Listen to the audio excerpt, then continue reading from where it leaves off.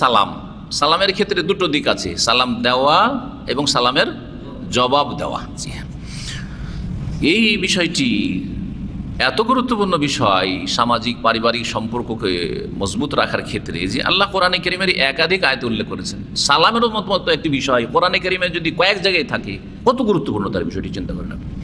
আল্লাহ বলছেন, ইয়া আইয়ুহাল্লাযীনা আমানু, হে ঈমানদারগণ, লা তাদখুলু বুয়ুতান গায়রা বুয়ুতিকুম, তোমাদের নিজেদের বাড়ি ছাড়া অন্য কারো বাড়িতে তোমরা প্রবেশ করবে না, মানে বিনা অনুমতিতে প্রবেশ করবে না। আসল হচ্ছে যে অপরের বাড়িতে প্রবেশ করা যাবে না, এটা হচ্ছে আসল। আমার পাশের বাড়ি না প্রবেশ করা যাবে না, এটা হচ্ছে আসল শুনে রাখেন। কিন্তু কখন প্রবেশ করা যাবে? জি, হাত্তা তাস্তানিসু, যতক্ষণ পর্যন্ত তাদের সাথে একটা যোগাযোগ না হয়ে যাবে। উনস থেকে তাস্তানিসু, শাব্দিক অর্থ উনস আমি বুঝাবার জন্য এরকম অর্থ করলাম, এমনি ভাব অর্থ তাস্তানিসু মানে যতক্ষণ পর্যন্ত তাস্তাযিনু, অনুমতি না নিয়ে নেবে। অনুমতি চাওয়াটাই হচ্ছে তাদের সাথে একটা যোগাযোগ হয়ে যাওয়া, যে হ্যাঁ অবগতি, জেনে গেছে যে কে এসছে, যে কে এসছে জেনে গেছে। হাত্তা তাস্তানিসু মানে হাত্তা তাস্তাযিনু, এটা ভাব অর্থ, কিন্তু শাব্দিক অর্থ হচ্ছে এই উতলবুল উনসা। উনস মানে হচ্ছে যোগাযোগ বা সম্পর্ক, যতক্ষণ পর্যন্ত তাদের সাথে যোগাযোগটা না তুমি করে নেবে, না জানি কে কি অবস্থায় আছে না আছে, মহিলা আছে কি না, আর আছে তো কি অবস্থায় আছে, পুরুষ আছে তো আছে কি অবস্থায় আছে, হয়তো কাপড় বদলাচ্ছে, হয়তো আর কিছু করছে, হয়তো এমন পোশাক আছে যে পোশাকে আপনার সাথে দেখা করতে চাই না, কারোর সাথে দেখা করতে চাই না। জি, হতে পারে না, পুরুষ হইতে পারে। এই জন্য ব্যাচেলার রুমের ক্ষেত্রে আপনারা কিন্তু এই ক্ষেত্রে অনেক অবহেলা করেন।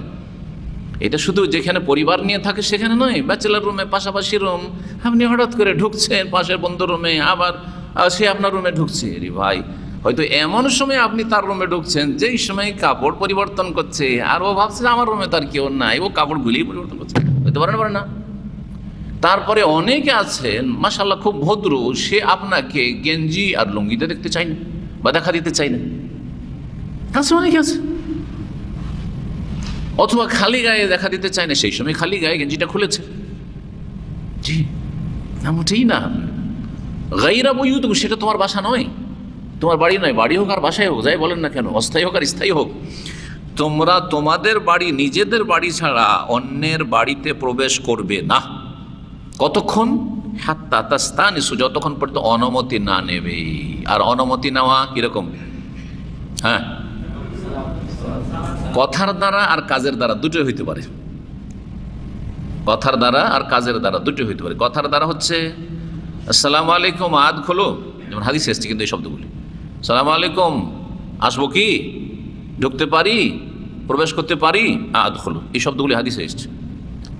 3 বার বলবে আসসালামু আলাইকুম, আসবো, আসতে পারি, ঢুকবো, করতে পারে, সালাম দেবেন, আসসালামু আলাইকুম আদ খোলো, সালাম আলাইকুম আদ খোলো। এবার তাড়াতাড়ি নয়, আবার যেমন কিছু লোকের আবার বেল বাজানো শুরু করে, চেপে যে ধরেছে, যতক্ষণ বেরিয়ে দৌড় দিয়ে নিয়ে আসবো ছাড়বে না, মূর্খ একবারে। বাচ্চাদের তরবিয়ত করে, অনেকে বাচ্চারা জানে না, উত্তেজিত হয়ে এসছে, সারাদিন লেখাপড়ে করে খিদার তাড়নায় দৌড় দিয়ে গেটে এসছে, আর মা খুলছে না, ওই যে চেপে ধরে যাবে, ওর মাথা খারাপ হয়ে গেছে। যদি 20 সেকেন্ড দেরি হয়, ও যে কি করবে। জি হ্যাঁ, তো ছোট থেকে বাচ্চাদেরকে শেখাতে হয় না। আগে এটা কথার দ্বারা একবার বললেন, তারপরে এতক্ষণ আসসালামু আলাইকুম আদ খোল, কিছুক্ষণ থেমে গেলেন, যাতে করে রুমে থাকলে রুম থেকে গেট পর্যন্ত আসতে সময় পায়। একটু প্রস্তুতি নিতে হচ্ছে, খালি গায়ে ছিল, গেঞ্জিটা গায়ে দিতে হচ্ছে, তারপর আসতে হচ্ছে, একটু সময় দেন তাকে। মোটামুটি 30 সেকেন্ড থেকে 1 মিনিট সময় দেন আপনি। এই নয় যে 5 সেকেন্ড পর পর, 10 সেকেন্ড পর শুরু করে দিয়েছেন একবারে, না না না, 1 মিনিট করে সময় দেন। একবার বলার পরে 3 বার হয়ে গেলে কোনো সাড়া শব্দ এলো না,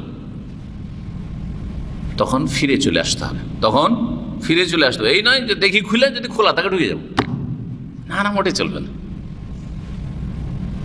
তোমার নিজের বাড়ি যদি না হয়, তাহলে নিজের বাড়ি হলে শুধু স্ত্রী আছে, ছেলে মেয়েরা আছে, ঢুকতে পারবে না, অসুবিধা নেই।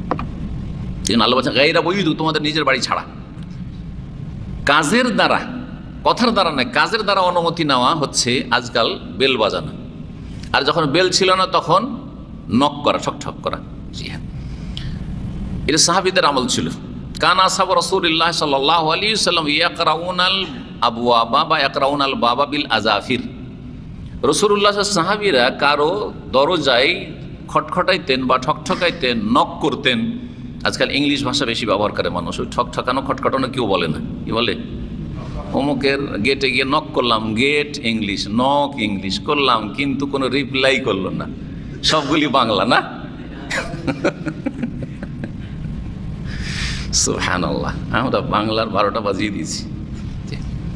আর আজকাল কিছু লোকেরা শ্রোতা এমন হয়েছে যে বক্তা যদি একটি ইংলিশ ম্যান পায় তো কোরআন হাদিস বলুক বা কুফরি কথা বলুক, ওতে যায় আসে না।